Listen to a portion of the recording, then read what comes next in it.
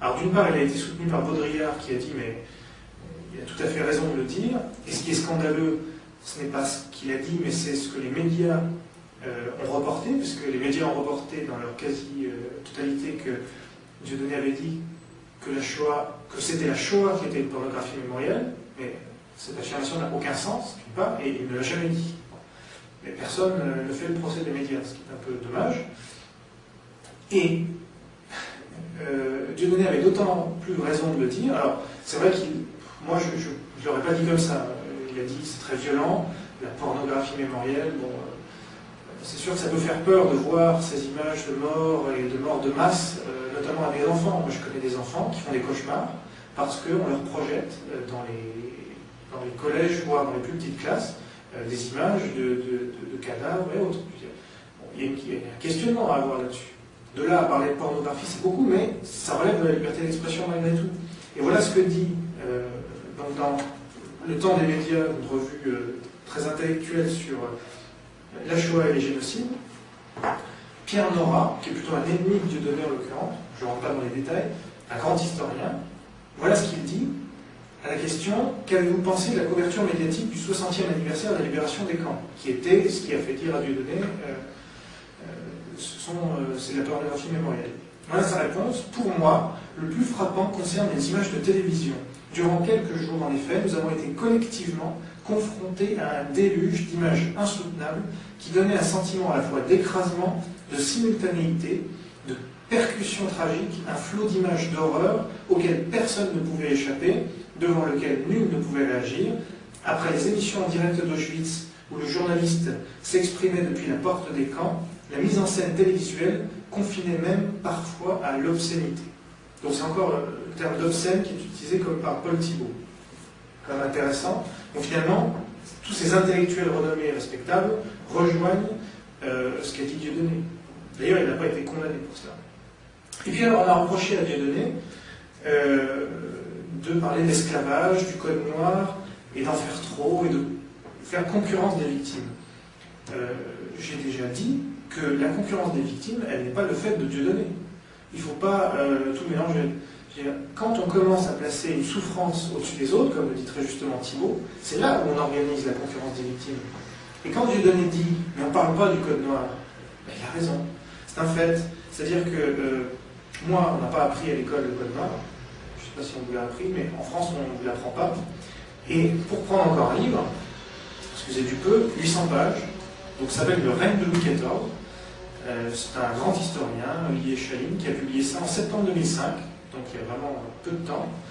Et dans ces 830 pages, il n'y a pas une ligne sur le code noir. C'est quand même Louis XIV qui a, avec Colbert, édicté le code noir, qui a duré 150 ans, qui a été un code raciste, un code qui faisait des noirs des meubles. Bon.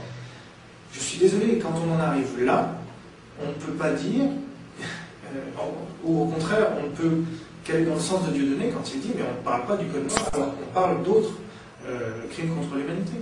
C'est une partie de l'histoire de France qu'on a voulu occulter, et moi je sais gré à Dieudonné de m'avoir fait connaître le code noir, parce que vraiment je ne le connaissais pas. Et j'estime pas qu'il est dans la concurrence des victimes quand il fait ça. Non, il porte à ma connaissance un fait qu'au contraire on a voulu occulter.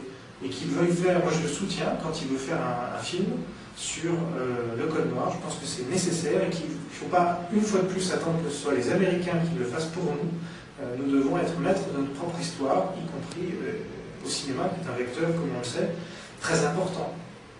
Voilà. Et pour terminer sur Dieudonné, il y a une autre personne qui vient d'être élue, d'ailleurs il y a une actualité sur lui, c'est Claude Rive. Une autre personne, alors elle au contraire, je pense qu'elle est carrément dans la concurrence mémorielle et des victimes. Et alors que personne ne lui reproche, justement parce qu'il se fait fort de taper sur Dieudonné, alors ça va. Justement, c'est là où l'antiracisme est un bouclier facile. Mais quand on lit ce livre, qui est sorti en 2005, qui s'appelle Le crime de Napoléon, force est de constater que l'auteur produit de l'histoire. C'est-à-dire qu'il ne fait pas de l'histoire, il en crée. C'est-à-dire qu'il assimile Napoléon à Hitler, il assimile l'esclavage à la Shoah, il compare les gaz qu'a employé Napoléon, qu'aurait employé Napoléon avec les chambres à gaz, cette comparaison, qui n'est certainement pas raison, est scandaleuse.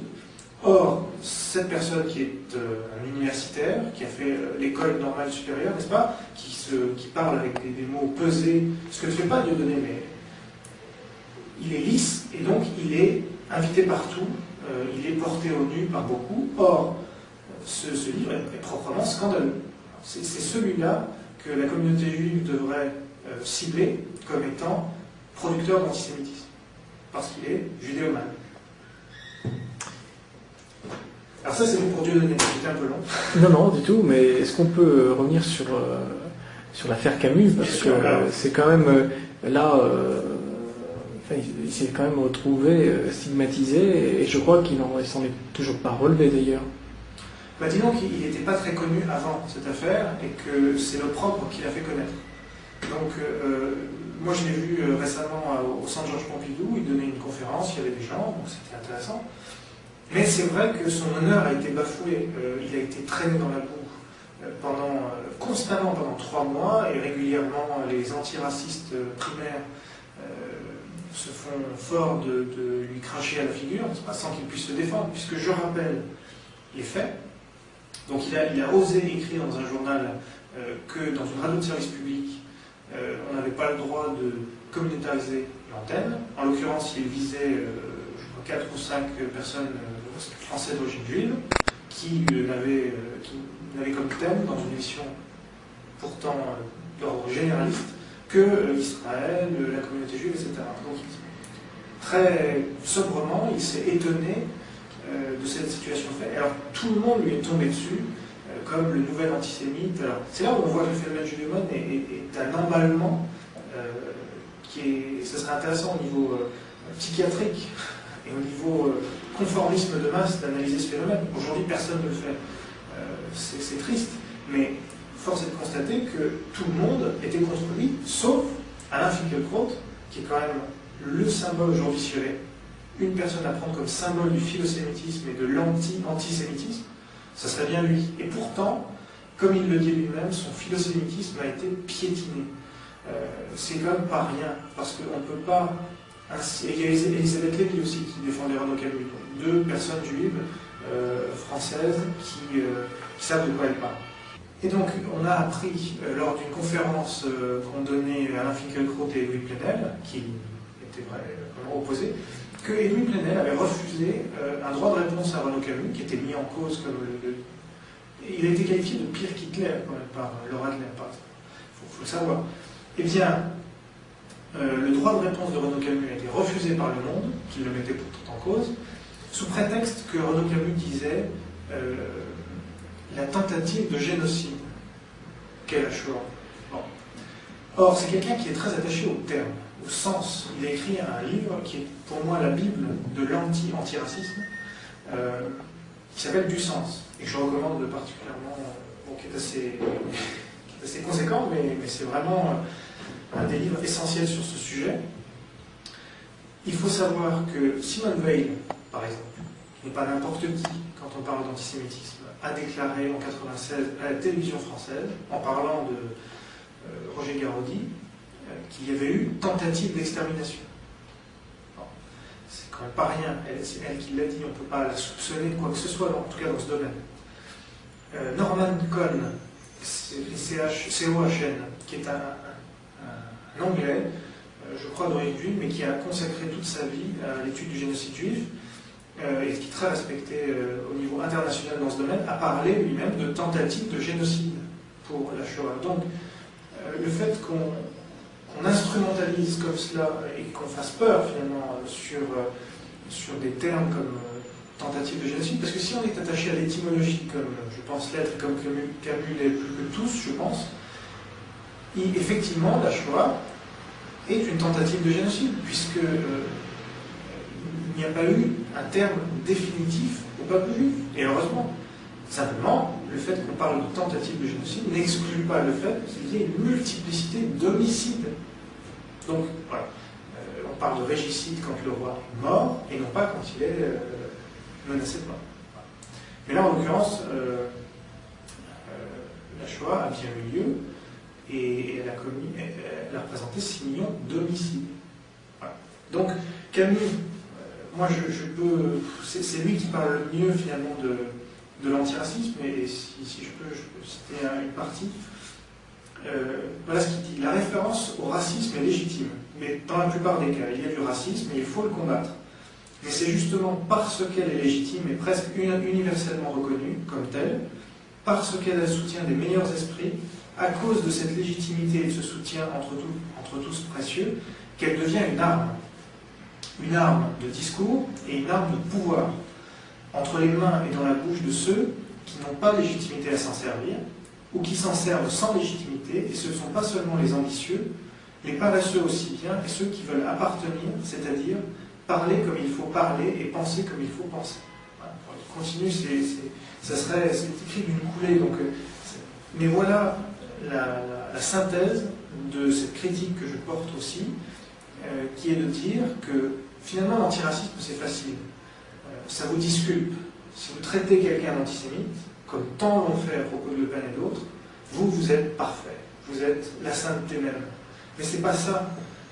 C'est une manipulation dans laquelle on nous traîne, nous, le peuple français, depuis 25 ans. Il faut ni céder à ce chantage, ni céder aux racistes pour autant. Et c'est pour cela que moi j'appelle à être ni raciste, ni antiraciste, mais d'être anti-judéomane, par exemple, anti-islamomane et anti-négomane. Voilà. C'est la vraie... la vraie démarche, une démarche où on ne traîne pas dans la boue un écrivain parce qu'il ose toucher au tabou. Non, il n'y a pas de raison que ce soit un tabou. Vous dites qu'il y a 2 poids 2 mesures dans notre pays, que ce qui est permis à certaines personnalités de la communauté juive est interdit aux autres. Est-ce que vous pouvez nous donner quelques exemples? Ben oui, je constate les faits, c'est-à-dire que, pour prendre l'actualité récente, nous avons eu en 2005 un auteur, un écrivain, qui a commis un livre qui s'appelle Pogrom, donc Éric Beignet-Burkel, pour ne pas le citer, qui n'est pas juif, et qui a osé se mettre, enfin créer un personnage qu'il a appelé l'innommable, ou l'inqualifiable, pardon, l'inqualifiable. Ce qui était très clair donc, dans la distinction qu'il faisait par rapport à ce personnage qui est antisémite au possible et qui devrait représenter le mal, en gros. Eh bien, il a été traîné dans la boue, il a été mis en cause, il a été mis en accusation par le procureur de la République à la demande du Premier ministre, ce qui est quand même du jamais vu. Alors, c'était suite à un dîner d'adieu du CRIF. On en revient toujours à la même chose. Eh bien, il a été relaxé récemment, mais sa vie a été un enfer pendant 1 an et demi. C'était devenu l'antisémite absolu. Surtout qu'il est enseignant. Alors, ce qui est intéressant, c'est qu'il est enseignant, qu'il est même enseignant en philosophie, me semble-t-il, ce qui, comme je l'écrivais, met une pierre de plus dans le jardin de ceux qui disent oui, Heidegger, liberté d'expression, mais alors Beignet-Burkel ou encore Soral, parce qu'il y a l'exemple de Soral aussi. Pourquoi ne pas défendre un écrivain qui certes a dit des horreurs, mais pour autant ne doit pas ainsi être traité. On ne peut pas, en France, faire de poids de mesure. Bon. Encore un exemple de judéomanie, parce que Soral a eu des paroles plus malheureuses sur les Juifs, et que je ne peux pas ni comprendre, ni... c'est une horreur, ce qu'il a dit, c'est abject, et pour autant, on ne peut pas, comme ça, l'exclure de l'espace public, l'excommunier. C'est pas... Et alors que d'autres auraient toute la gloire, parce qu'ils auraient été très virulents sur l'islam. Donc, pour revenir à Beignet-Burkel, lui n'est pas juif et commet un roman où il se met dans la peau, je ne sais pas s'il se met dans la peau, mais oui, son personnage est clairement antisémite. Et on le traîne dans la boue. Il est relaxé, personne n'en parle. Je ne sais pas si vous avez vu, il n'y avait rien du tout dans la presse quand il a été relaxé. Par contre, quand il a été mis en cause, la une du Monde et toute la machine judéomane qui se met en place. D'un autre côté, on a plus récemment M. Little, qui est juif, comme il ne s'en cache pas, et qui écrit et qui commet un livre de 900 pages qui s'appelle Les Bienveillantes, dans lequel il se met dans la peau d'un nazi, un SS. Eh bien, il est porté au nu. Il reçoit tous les prix possibles, ou quasiment, l'Académie Goncourt, le Grand Prix de l'Académie du roman, l'Académie française, je ne sais pas quoi. Pourtant, qu'a-t-il fait? Il a fait la même chose qu'Éric Bénet-Burkel, mais lui est juif, donc c'est permis. Non, ça c'est pas normal. C'est pas normal que le politique au plus haut niveau s'implique dans un cas contre Bénet-Burkel ainsi, et ne se soit jamais excusé, évidemment, parce que la justice l'a relaxé, alors à moins que la justice soit antisémite, c'est ce que je dis à propos de Dieudonné aussi. Soit on accepte que Dieudonné n'est pas antisémite, soit on va jusqu'au bout de sa logique et on dit oui, la justice française est antisémite, parce qu'il n'y a pas de possibilité, il n'y a pas plus d'autres possibilités. Non, la justice n'est évidemment pas antisémite, elle a relaxé Bénet-Burkel parce qu'on a le droit en France d'exercer sa liberté d'expression ainsi, et de ne pas être pour autant traîné dans la boue, comme il l'a été, et c'est proprement scandaleux, et c'est très peu dénoncé. Enfin, je n'ai pas vu dans la presse une personnalité politique le dénoncer. N'est-il pas un danger que donc, le contenu de votre livre, en livrant des faits objectifs, ne donne des arguments aux tenants de l'antisémitisme dans notre pays? Est-ce que vous avez supposé ce risque? Parce que ça peut arriver, ça aussi. Là, tout peut arriver, c'est-à-dire qu'à partir du moment où vous décrivez une réalité qui est claire, qui est patente, si on veut avoir le courage de la regarder en face, une thèse n'appartient plus à son auteur à partir du moment où elle est diffusée. Et prenons l'exemple du motionniste. Le motionniste a une définition très claire, très précise, et pourtant aujourd'hui il est utilisé à tort et à travers pour qualifier tout et n'importe quoi qui n'a plus rien à voir avec son contexte.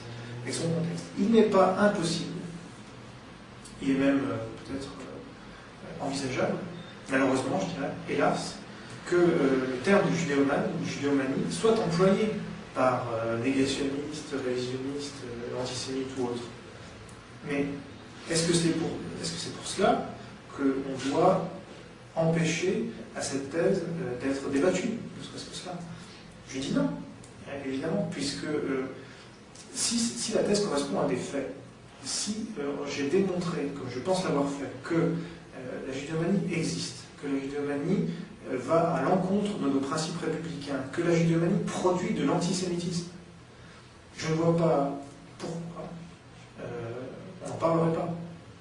Et je pourrais même ajouter que j'étais en contact avec de nombreux journalistes, assez haut placés souvent, dans différents quotidiens, mensuels, souvent de la presse écrite, parce que la télévision, je n'en parle pas, ni la radio, mais en tout cas la presse écrite, qui m'ont dit avoir lu ce livre, parce que je leur avais envoyé, parce que je savais qu'ils étaient en phase avec ces idées-là, qui m'ont dit l'avoir lu, qui m'ont dit l'avoir apprécié, qui m'ont dit en avoir partagé la plupart des thèses, mais qui m'ont dit de ne pas pouvoir en parler, puisque c'est leur poste qui était en cause. Et donc on voit bien là la censure dans les sociétés libérales dans lesquelles nous sommes, qui est d'une autre nature dans les sociétés totalitaires, où là ce sont les camps de concentration ou autres goulags.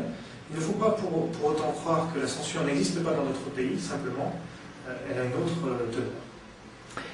Jean Robin, merci de nous avoir accordé cette interview. Merci.